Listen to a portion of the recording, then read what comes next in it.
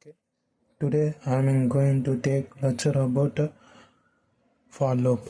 For loop is nothing but if we want to print something continuously. I think we completed for loop, right? I think we need to go for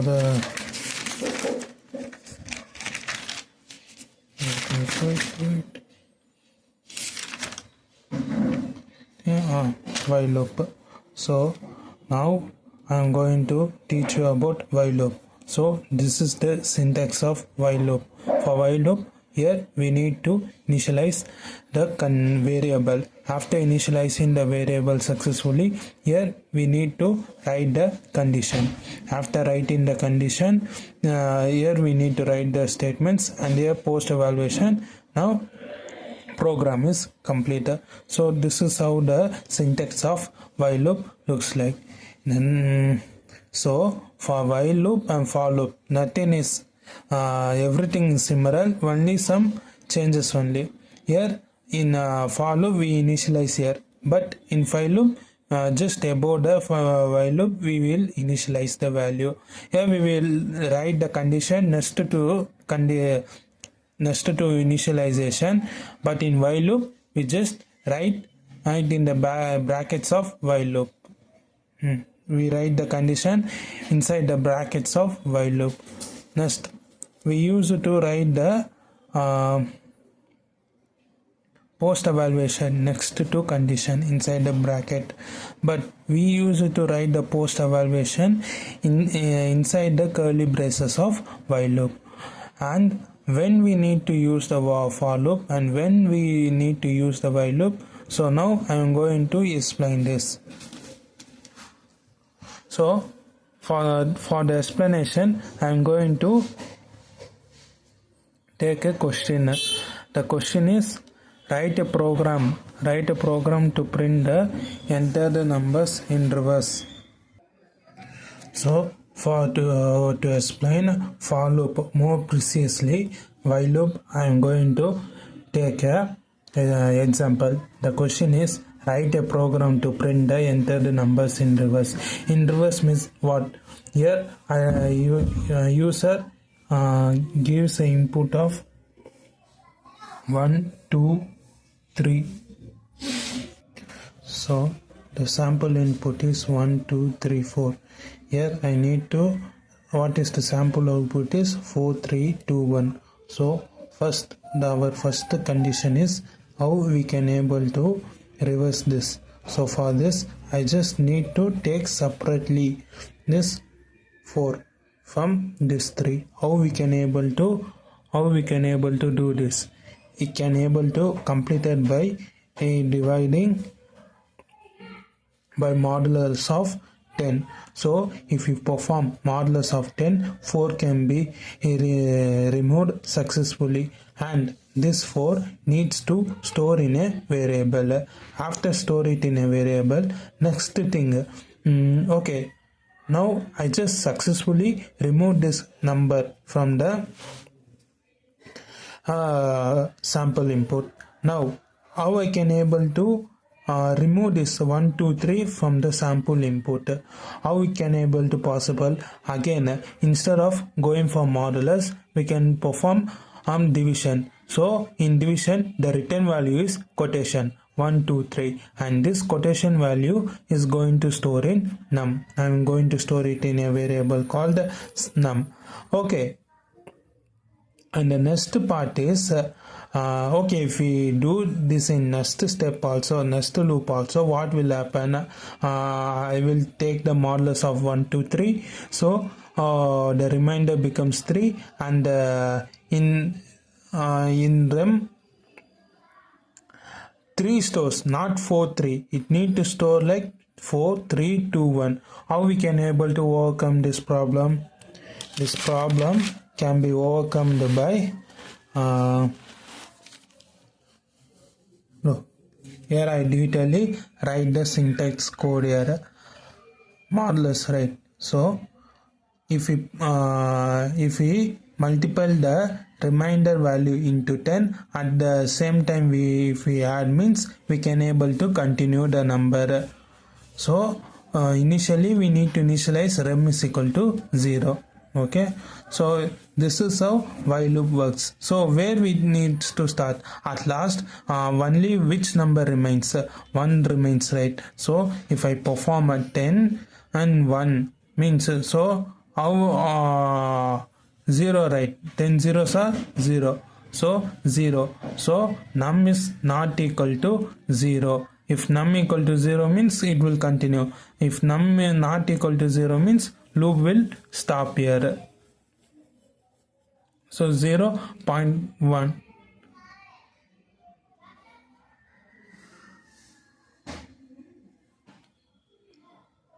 At this point loop will stop. So this is how, if 0 comes means, so condition becomes false, so loop will actually becomes false. So this is how we write the code, and at the same structure, but I'm going to check a number is palindrome or not. What is palindrome? Palindrome is nothing but I'm writing a number 1 2 3. If I read from reverse also, I need to tell like 1 2 1. So this is the question. Code is same, everything is same, but initially we need to create a variable, and in this variable we need to store the user input to compare with the this remainder value. So here I compare the line, right? So pal is equal to now means it will return palindrome or not.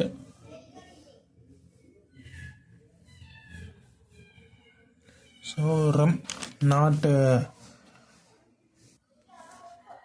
so here rem not num. So this is how while loop works. Now we are going to go for some other for loop quizzes. So how for loop quizzes will ask? So initially, what is the output of this program? They declare the variable here I, and inside the for loop they initialize the I equal to 0, I is less than 5, I increment operator. Now I need to print the value, and here outside value. What are the values will print? Just guess. So 0 1 2 3 4 in next line printf outside f5 because it's incremented, right? So that value will be stored here. Next question is, in case if I initialize here also, why int I, so what will be the output? The output will be 0 1 2 3 4, but finally 1. Why returns 1? Because of this is different scope, this is different scope. This variable only visible to this scope only, and outside this printf I only searches here. The printf function only calls the nearest variable values. Here nearest, which is I is equal to 0. Here nearest is which is I equal to 1. So that's how the values can be the output can be determined. In next question, in case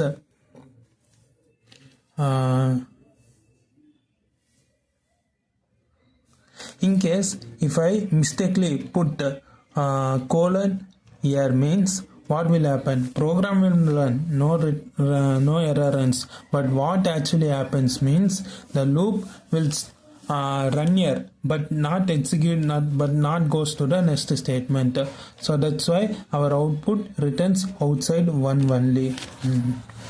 So if they ask quizzes like this, you need to choose 1, outside 1.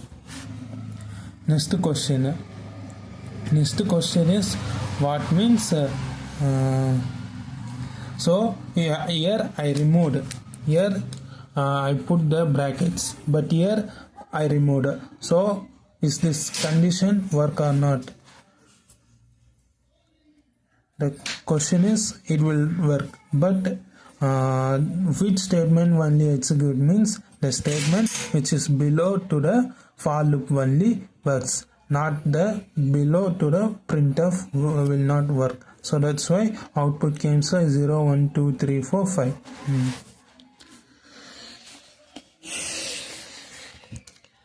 And then another question is about if I don't initialize any value or variable, what will happen? It will also run, it will take the input initialization value from outside, same input 1 2 3 4 outside 5. Suppose if I don't given a post evaluation, what will happen? Actually happens here means this one is always true, right? Is always one, so it will continuously print 1 1 1 1 1 1 infinity times. So this is what happens. It will run, but it will goes infinitely. What if I don't give anything means it will also goes infinity 1 1 1 1 1 1, because if we don't give any condition, for loop always consider any values as true.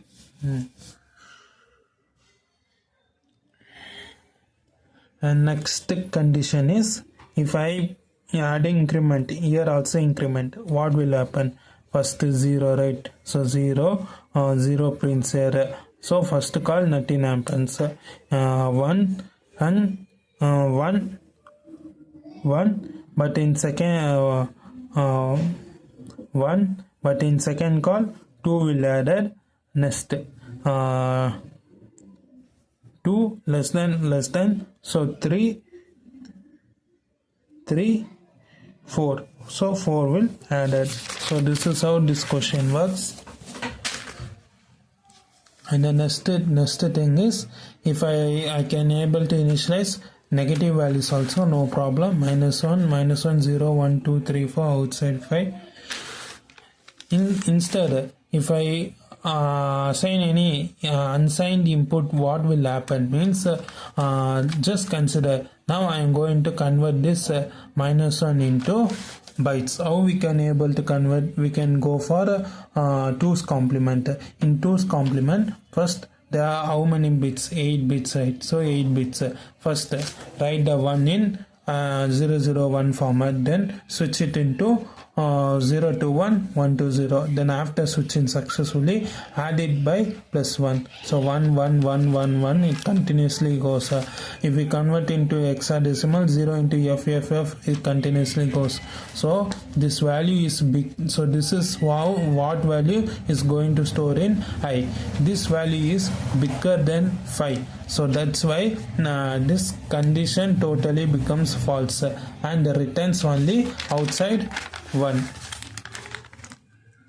And the next question is if I give signed input, it will print the value. So okay, see you later in the next class. Bye.